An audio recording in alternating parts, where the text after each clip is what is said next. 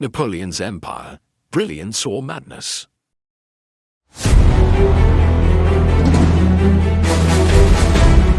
From a boy no one believed in, to the man who would shake the world.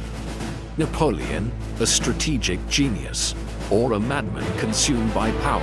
How did an unknown boy rise to become the emperor who dominated Europe? Can you believe it? Napoleon's IQ is estimated to be over 145. But how did he use this extraordinary mind to reshape history? From a young age, he displayed exceptional tactical thinking, analyzing battles from books instead of just studying theory. Napoleon was born on the remote island of Corsica, a place with no strong military traditions. He was not born into wealth, nor was he destined to be great. Growing up, he was mocked by his classmates for speaking French with a Corsican accent. Some of his own teachers even advised him to abandon his dreams of joining the military.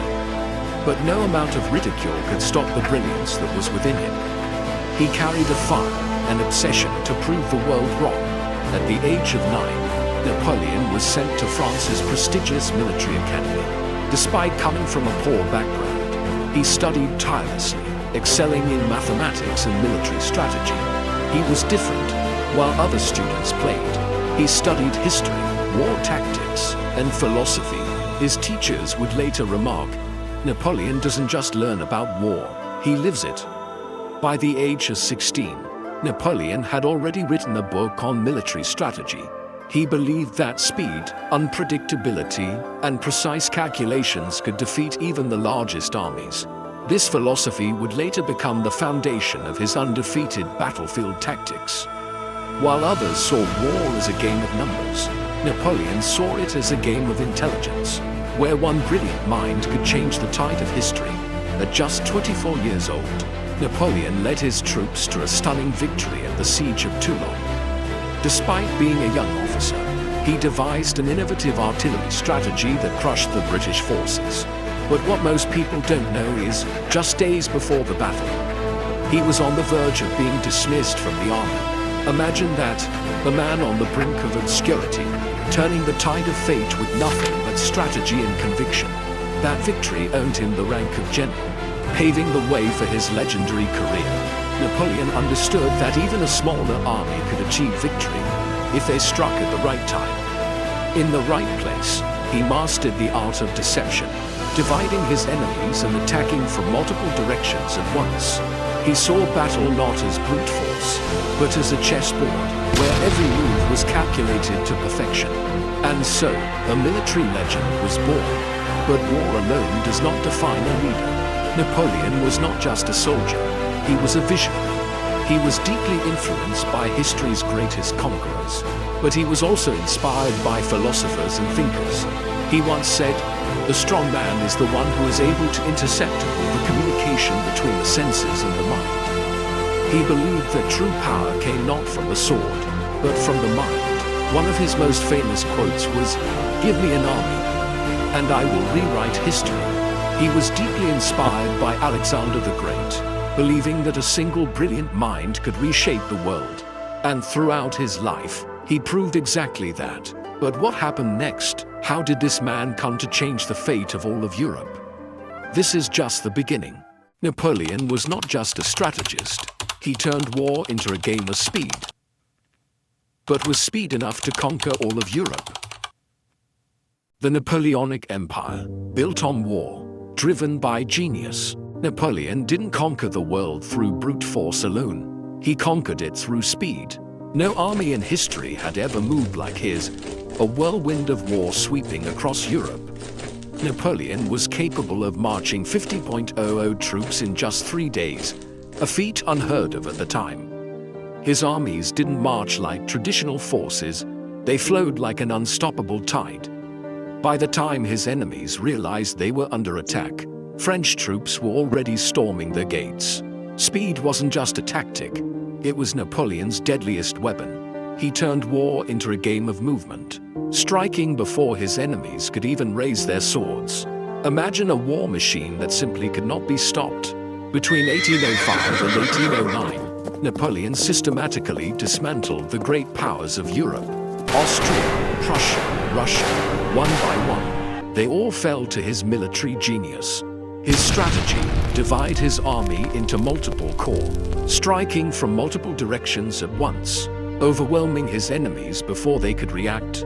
No fortress, no kingdom, no empire was safe from the might of the French imperial army. And with every victory, his legend grew, striking fear into the hearts of those who dared to stand against him. But among all his victories, one battle stood above the rest: Austerlitz. Outnumbered and facing a coalition of Austria and Russia, Napoleon devised a masterful trap. He pretended to be weak, retreating to lure the enemy into a false sense of victory. Then, in one decisive moment, his forces struck from multiple angles, crushing the enemy in a perfectly executed counterattack. In a single day, an entire coalition army was obliterated. This wasn't just a battle, it was a work of art. But even as he dominated the land, there was one enemy Napoleon could not defeat: Britain. Their navy controlled the seas, making an invasion impossible. So Napoleon devised a new strategy. He would not fight them with cannons, but with economics. In 1806, he established the Continental System, a massive embargo aimed at crippling Britain's trade. But could economic warfare bring Britain to its knees? Or was Napoleon about to make a critical miscalculation? By 1804, Napoleon had risen beyond the battlefield. He was now Emperor of France. But unlike the kings before him, Napoleon did not accept power as a gift. During his coronation, he did something shocking. He took the crown from the Pope's hands and placed it on his own head. It was a declaration to the world. His power was not granted. He had taken it for himself. He was not a king by birth, he was an emperor by conquest. By 1810, Napoleon ruled over the largest empire Europe had seen since the Roman era. From Spain in the west to Poland in the east, his influence stretched across the continent. Once mighty kingdoms were reduced to puppet states, their rulers mere subjects of the French Empire. He reshaped Europe in his image, rewriting borders, crowning his allies as kings, and enforcing his own laws. At the height of his power, Napoleon was not just a ruler, he was a force of nature. But power, no matter how absolute, is never eternal. Napoleon had conquered a continent, but could he hold it? Cracks were starting to form. The British blockade was devastating France's economy. Unrest was growing in Spain, and Russia was beginning to defy him. The empire he built on speed and brilliance was starting to slow down, and that would be his greatest weakness. In 1812, Napoleon made the fateful decision to invade Russia, a campaign that would change history forever. He believed he could crush the Tsar's forces in one swift strike, just as he had done to Austria and Prussia. But Russia was not like his previous enemies. It was vast, cold, and relentless. The seeds of his downfall had been planted, and soon they would bear fruit. Napoleon, the man who had conquered all of Europe, was about to meet his greatest challenge yet. And this was only the beginning. Napoleon conquered an entire continent, but every glory comes with a price. The most brutal battles were yet to come. Glory, betrayal, and the battles that defined an era. Napoleon was betrayed right before the most critical battle of his career, a fateful misstep and the shattered alliance that set his empire on the path to collapse. From glory to ruin, all in the span of a single step. At the Battle of Austerlitz, Napoleon faced a combined force of Austrian and Russian troops, 68,000 soldiers in total. Yet he was not without his genius. He devised a cunning trap by feigning weakness to lull his enemies into a false sense of victory. As the enemy advanced confidently, believing that the French army was retreating, Napoleon unleashed a devastating counterattack from both flanks. His forces descended like a tempest, overwhelming the coalition in a matter of hours. In a single day, the entire Allied army was annihilated. Austerlitz was not merely a battle. It was a masterpiece of military strategy, a work of art that showcased his tactical brilliance. Napoleon had rewritten the rules of war. He had proven that intelligence, not numbers, dictated victory. His name echoed across Europe as an unstoppable force. But in 1812, Napoleon made a fateful decision. He marched his army into Russia, believing the one decisive battle would bring Tsar Alexander I to his knees. Instead, he walked into a graveyard at Borodino. 250,000 soldiers clashed in a brutal, relentless inferno. Smoke filled the sky, cannons roared, and bodies piled high as neither side gave way. By the end of the bloodbath, over 70,000 lay dead, but there was no true victor. Napoleon had secured the battlefield, yet Moscow was already in flames. No shelter, no supplies, and the Russian winter was closing in. The dream of swift conquest turned into a nightmare. His army, once the most disciplined in the world, was now starving, freezing, and dying by the thousands. By 1813, the entire continent had risen against him. At the Battle of Leipzig, known as the Battle of Nations, over 315,000 enemy troops converged to crush Napoleon's forces. It was the largest battle Europe had ever seen. For 3 days, Napoleon fought like a cornered lion. He maneuvered, he struck, he resisted, but even a military genius cannot defy the weight of the world. His forces were outmatched, outnumbered, and outmaneuvered. On October 19th, as his empire trembled, his army tried to retreat, but the bridges were blown up too soon. Thousands of soldiers drowned in the freezing rivers. Screaming as they were swept away, Napoleon had lost control. His empire, built on speed and precision, was now crumbling beneath him. Then, in 1815, Napoleon made his final stand. Having returned from exile on Elba, he knew that one last battle would decide his fate. Waterloo. At first, it seemed victory was within reach. The French army was gaining ground. The enemy faltered. Napoleon could almost taste his return to power. But then, it happened. His allies abandoned him at the worst possible moment. The Prussians arrived to reinforce the British, and the tides turned. Wellington launched a final, decisive attack, and the French lines collapsed. By the end of that fateful day, more than 50,000 men lay dead or wounded. The dream of empire was shattered. On June 22nd, 1850, Napoleon abdicated. His reign was over, from the dazzling triumph at Austerlitz to the bitter defeat at Waterloo. Napoleon transformed military strategy and left an indelible mark on history. His innovative tactics and rapid conquests revolutionized the art of war. But empires are not built on brilliance alone. The same speed that propelled him to power became his greatest weakness. His ability to move quickly, to strike before others could react when it failed him. So did his empire, as Napoleon stared at the endless ocean from his final exile on St. Helena. One question must have haunted him. Was it worth it? The echoes of his victories still shape military strategy today. His name remains immortal, but so does his downfall. Even the greatest conqueror cannot escape time, betrayal, and the weight of his own ambition. He defeated every enemy on the battlefield. But how do you fight an invisible foe? The mystery of Napoleon's death will shock you. Did Napoleon die a sickness, or was he murdered? Napoleon did not die on the battlefield, yet his death remains one of history's greatest mysteries. A natural death, a slow and calculated poisoning, or a conspiracy hidden for over 200 years. After his defeat at Waterloo, Napoleon was exiled to St. Helena, an isolated island in the middle of the Atlantic Ocean. He spent his final years in a small, damp house, under constant surveillance by British soldiers. No battles, no crown, no enemies, yet his health declined rapidly. He frequently complained of intense stomach pain, exhaustion, and drastic weight loss. His skin grew pale, his once strong body weakened, and his mind, once sharp as a sword, began to fade. Day by day, he felt his strength slipping away. On May 5, 1821, Napoleon died, but almost immediately, suspicions arose. The official report stated he died of stomach cancer, but something didn't add up. In 1961, scientists analyzed strands of Napoleon's hair. carefully preserved over time. What they found changed history. His hair contained dangerously high levels of arsenic.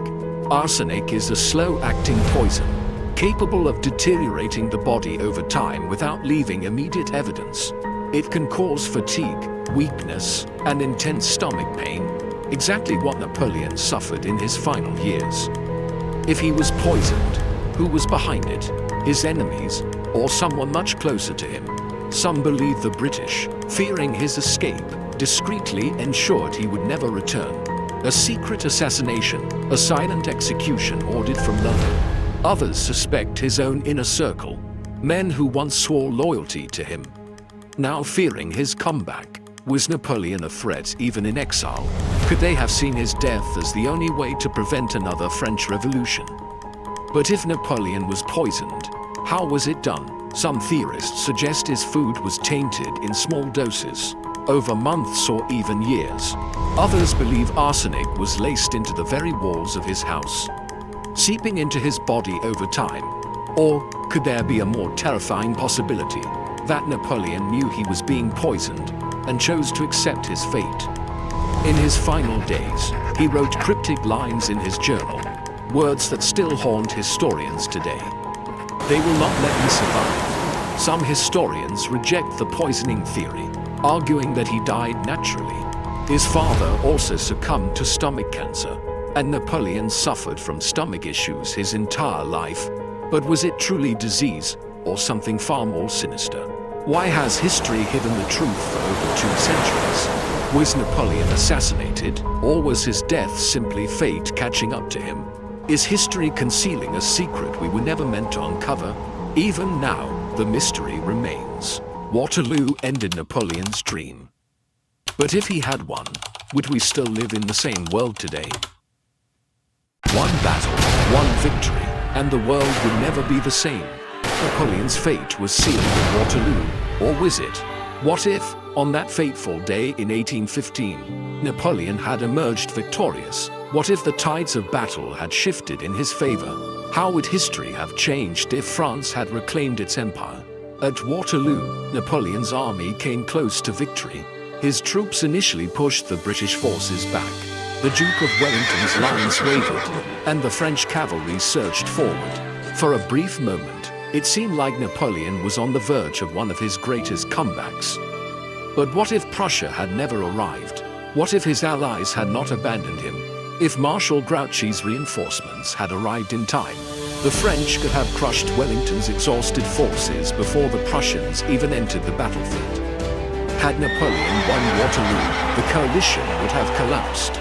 Britain's dominance would have been shattered, and France would have regained control over the continent. The monarchies of Europe, terrified of another Napoleonic resurgence, would have been forced to negotiate peace on his terms. Napoleon would have returned to Paris as a hero once more, but this time he would not make the same mistakes. He would have solidified his rule, abolishing monarchies across Europe and replacing them with republics loyal to France. He may have redrawn the map of Europe entirely, erasing centuries-old borders and establishing a Napoleonic order that could have lasted for generations. But would the world have accepted his new empire? Would Russia, Austria, and Britain have simply bowed to his power? Or would a new alliance have formed, leading to an even larger and bloodier war? Could Napoleon have changed the course of the 19th century entirely? Would there have even been a World War I? Or would Napoleon's empire have evolved into a superpower rivaling the British and American empires of the future? And what of Britain? Humiliated and isolated, would it have fallen into decline? Or would it have sought revenge, launching an even greater war against Napoleon years later? And then there was the United States. With Britain weakened, would America have risen as the dominant world power even earlier? Would Napoleon have sought alliances across the Atlantic, influencing the future of global politics in ways we can only imagine? Would democracy as we know it today even exist? Or would the Napoleonic Code have shaped a different kind of world? One where authoritarian rule was the dominant force across the globe. One battle, one victory, and the entire course of world history would have changed. But Napoleon lost, and with that loss, the future he dreamed of vanished. Or did it? His legal code still forms the foundation of laws in many nations. His military strategies are still studied today. His influence can still be felt across the modern world. Some say Napoleon's empire was doomed to collapse. No matter what, others believe that a single decision at Waterloo could have rewritten history forever.